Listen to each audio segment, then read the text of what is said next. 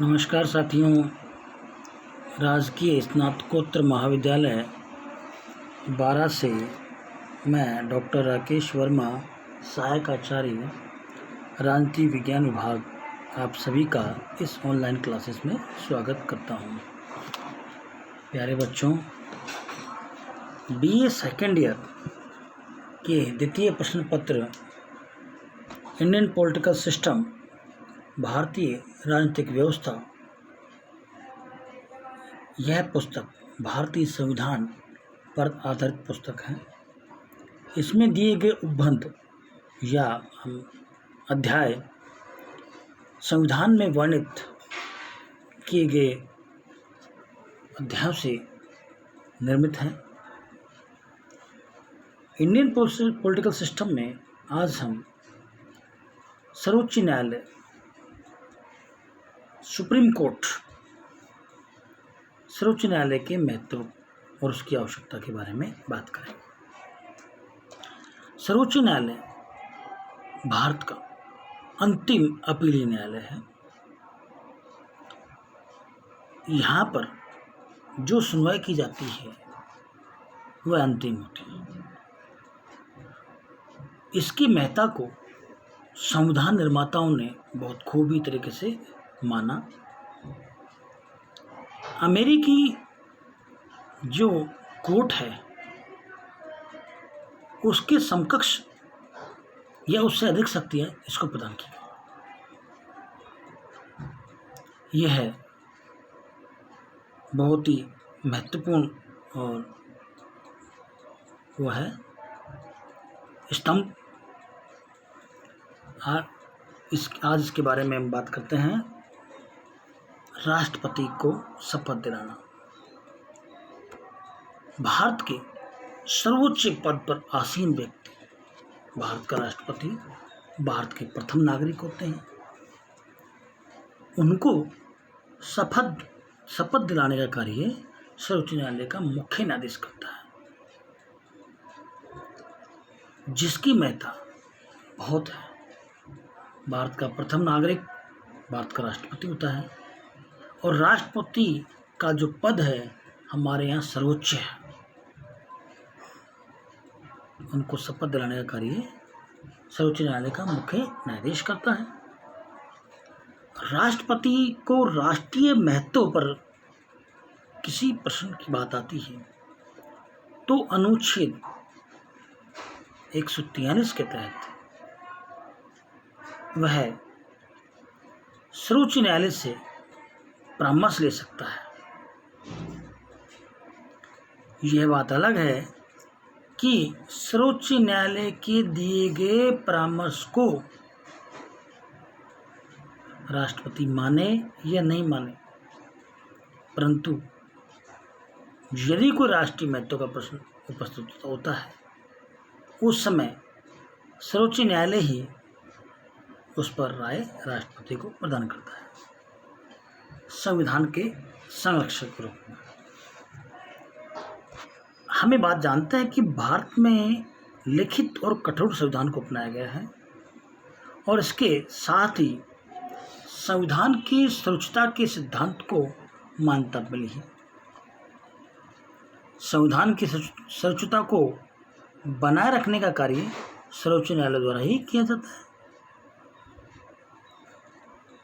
सर्वोच्च न्यायालय के द्वारा संविधान के रक्षक और संविधान के आधिकारिक व्याख्या के रूप में कार्य किया जाता है।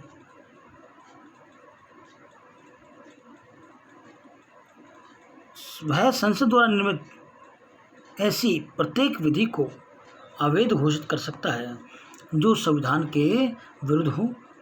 अपनी इस शक्ति के आधार पर वह संविधान की प्रभुता और सर्वोच्चता की रक्षा करता है। संविधान के संबंध में किसी प्रकार का विवाद उत्पन्न होने पर संविधान की अधिकारपूर्ण व्याख्या उसी के द्वारा ही की जाती है।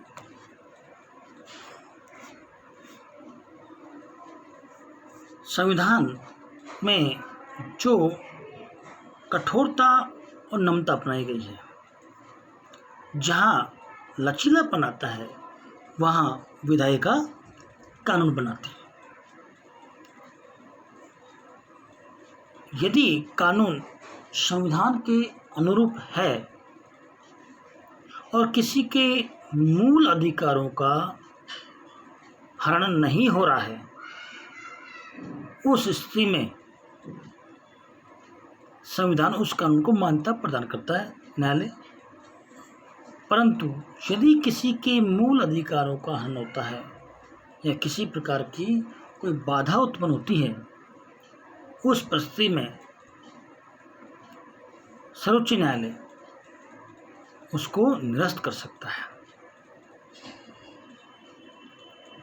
सर्वोच्च न्यायालय संविधान का रक्षक है और वह संसद द्वारा निर्मित ऐसी विधि को अवैध घोषित कर सकता है जो संविधान के विरुद्ध हो। अपने इस शक्ति के आधार पर वह संविधान की प्रभुता और सर्वोच्चता की रक्षा करता है। मूल अधिकार का रक्षक।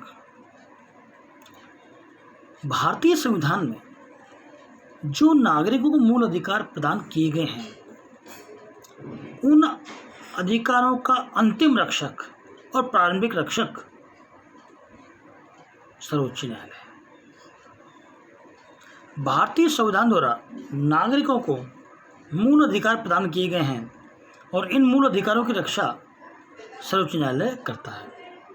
यदि व्यवस्थापिका, कार्यपालिका या अन्य कोई सत्ता नागरिकों के अधिकारों और स्वतंत्रता में किसी प्रकार का हस्तक्षेप करती है तो सर्वोच्च न्यायालय अनुच्छेद 32 के तहत 5 प्रकार की रिट जारी करता है, जिसमें पहला है बंदी प्रत्यक्षीकरण, दूसरा परमादेश, तीसरा प्रतिषेध, चौथा अधिकार परीक्षा और पांचवा उत्प्रेषण। जब ऐसी आवश्यकता हो वैसा आदेश जारी कर नागरिकों के अधिकारों की रक्षा करता है। संघात्मक व्यवस्था का रक्षण। संविधान के द्वारा भारत में एक संघात्मक शासन व्यवस्था को अपनाया गया है, जिसके अंतर्गत संविधान द्वारा ही संघीय और राज्य सरकार के बीच शक्ति का विभाजन किया जाता है। सर्वोच्च न्यायालय इन शक्ति विभाजन की रक्षा करता है और संघीय या राज्य सरकारों को अपने अधिकार क्षेत्र के बाहर कोई कार्य करने से रोकता है। इसके अतिरिक्त संविधान द्वारा चाहे कितना ही अधिक स्पष्ट शक्ति विभाजन क्यों नहीं किया जाए, अनेक विषयों पर संघीय व राज्य सरकारों के बीच ये राज्य सरकारों में ही परस्पर विवाद उत्पन्न हो सकता है, जिसका निपटारा एक सर्वोच्च न्यायालय द्वारा ही किया जाता है। इस प्रकार हमने आज सर्वोच्च न्यायालय के महत्व को स्वीकारा है। सर्वोच्च न्यायालय हमारे लिए बहुत ही महत्वपूर्ण संस्था है। यह संविधान के रक्षक है। मूल अधिकारों का जो है रक्षा सर्वोच्च न्यायालय के मार्फत ही की जाती है। सर्वोच्च न्यायालय प्रारंभिक क्षेत्राधिकार जो हैं वो देखता है। दीवानी फौजदारी मामले भी सर्वोच्च न्यायालय में ही पेश किए जाते हैं। इस वर्तमान परिप्रेक्ष्य में संविधान में जो वर्णित किया गया है कि कार्यपालिका, न्यायपालिका और व्यवस्थापिका, ये तीनों के अपने अलग अलग अधिकार होंगे और तीनों के अलग अलग कार्य होंगे, परंतु इन कार्यों को करने में यदि कोई आगे बढ़ता है या कार्य नहीं करता है, उस परिस्थिति में सर्वोच्च न्यायालय ही उसका निर्णय करता है। सर्वोच्च न्यायालय को ही न्यायिक पुनरावलोकन की शक्ति प्राप्त है। जो विधायिका जो कानून बनाती है उन कानूनों की वैधता को निर्धारित करने का कार्य सर्वोच्च न्यायालय ही करता है। यदि विधायिका ने, संसद ने कोई कानून गलत बना दिया है तो उसको निरस्त करने का कार्य भी सर्वोच्च न्यायालय का है। सर्वाधिक महत्वपूर्ण बात यह है कि विश्व के अन्य संविधानों में इतनी शक्तियां नहीं दी गई है जितनी भारत के सर्वोच्च न्यायालय में। अमेरिकी संविधान में भले ही इस बात का वर्णन है कि अमेरिकी न्यायालय सर्वोच्च है। आज हम इस क्लास में इतना ही। सभी को इस ऑनलाइन क्लासेस से अध्ययन करने वाले छात्र छात्राओं को, अन्य को धन्यवाद। अगली कक्षा में हम पुनः मिलते हैं आपसे इसी आशा के साथ कि हमारा अध्ययन लगातार प्रभावी और चलता रहे। सभी छात्र छात्राओं को धन्यवाद। Thank you. Thanks of all.